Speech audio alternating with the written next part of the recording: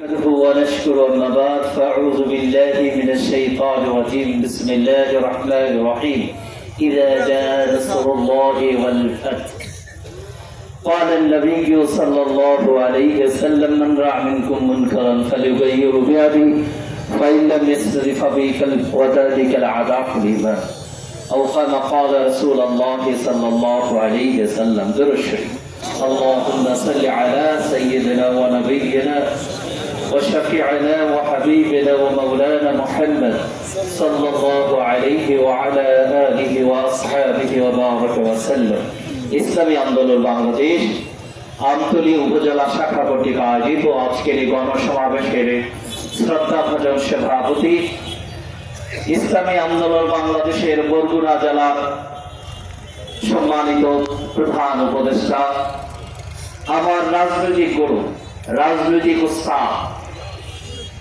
চরমরায় কুতুবুল আলম শেখ ফজল করিম ইসহাক রহমতুল্লাহ আলাইহির খলিফা হযরত মাওলানা আব্দুর রশিদ রহমতুল্লাহ আলাইহির সাথে দীর্ঘ সময় কাজ করার আল্লাহ সুযোগ দিয়েছেন, যে জন্য বরগুনায় আসা অনেক আর বরগুনার কথা শুনলে আমি সেটা যত সমস্যায় হোক চেষ্টা করে উপস্থিত থাকার জন্য হযরত মাওলানা ওলিউল্লাহ সাহেব ইসলামী আন্দোলনের বিপ্লবী জেলা সভাপতি, যিনি আমাকে অনুরোধ করেছেন আমতলীতে আসা লাগবে, আমাদের জেহাদি সাহেব হুজুর জেলার সম্মানিত সিনিয়র সহ সভাপতি হযরত মাওলানা মিজানুর রহমান আদিব সাহেব, জেলার সম্মানিত বিপ্লবী সেক্রেটারি হযরত মাওলানা আব্দুল শুকুর, দীর্ঘদিনের ছাত্র এবং শিক্ষক রাজনৈতিক ইতিহাসের সহযোদ্ধা পটুয়াখালী জেলা, আপনাদের আমতলীর সন্তান কিন্তু দীর্ঘ সময় পটুয়াখালী জেলার আন্দোলনের সেক্রেটারি ছিলেন আরএম মহিবুজ্জামান, আরেকজন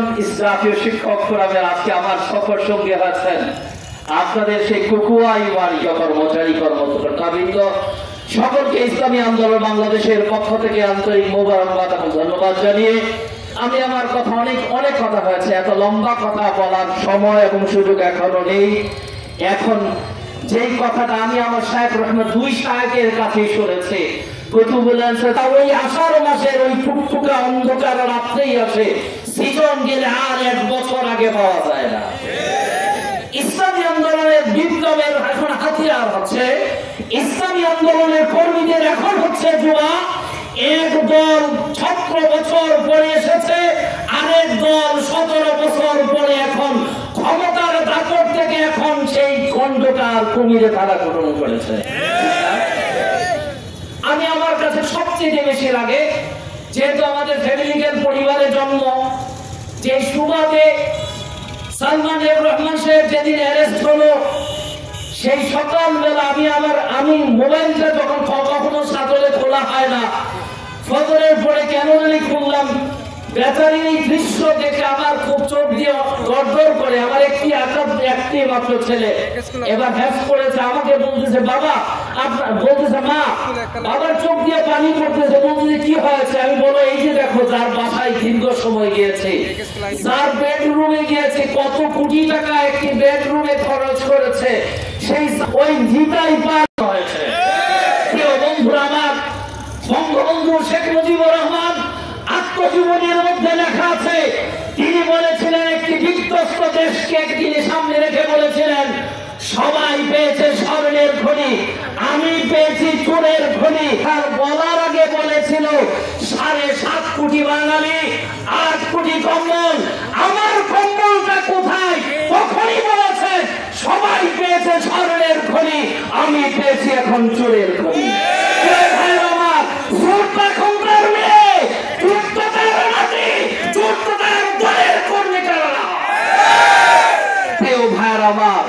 যেখানে হাত দেওয়া যায়, গত পরশুদিন আমার এলাকারই বড় ভাই বর্তমান তথ্য এই অর্থ এবং পরিকল্পনা ডক্টর সালাউদ্দিন ভাই, আমার বড় ভাইয়ের ক্লাসমেট, দেখা করতে গেলাম, আমাকে বলে ভাই তোমরা এত কিছুই বলো, যেখানে হাত দেয়, আমার আঞ্চলিক ভাষায় কুমিল্লার সে আঞ্চলিক ভাষা বলে, যেদিকে হাত দেয় সেখানেই বস্তা।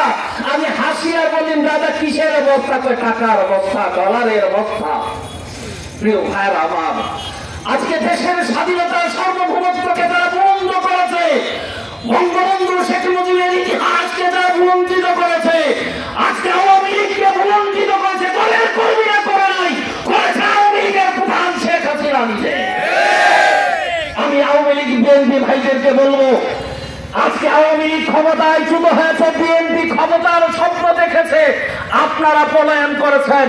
ইসলাম এবং এদেশের ওলামায়ে ক্ষমতা গেলে চুরি না করলে, ডাকাতি না করলে, হাইজাক না করলে, অপরাধ না করলে কাউকে পলাতে হবে না।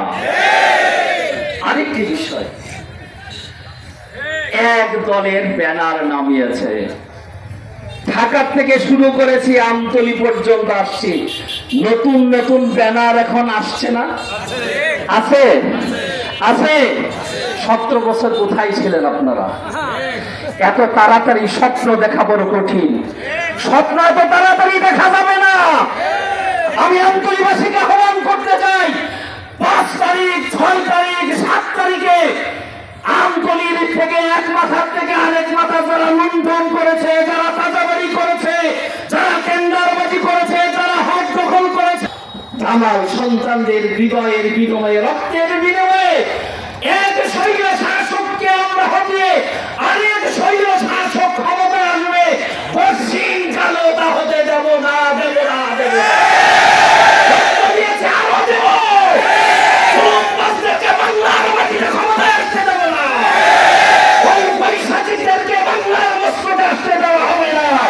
রক্ত দিয়েছে আরো দেব, আরো দেব, আরো দেব, রাজি।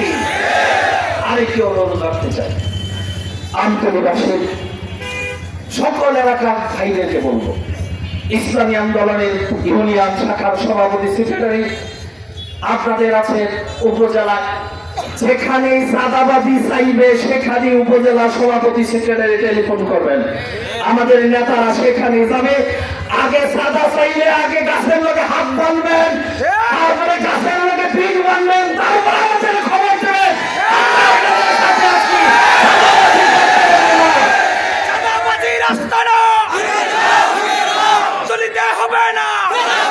শুধু আমতলী নয়, বাংলার দেবনা থেকে তেঁতুলিয়া, রূপসা থেকে পাথুরিয়া, এদেশের ওলামায়ে হৃদয়ের মধ্য দিয়ে এদেশের ইসলামী আন্দোলনের জনগণ, এই দেশের মুসলমান আপনাদেরকে এসে গ্রহণ করবে না। যে দলের করেছেন নেতা বন্ধুকে আহ্বান করবো, ফিরান ক্ষমতার মসনদ যেতে হলে আগে শুদ্ধ হন, আগে জনগণের কাছে ইন্টারভিউ দেন।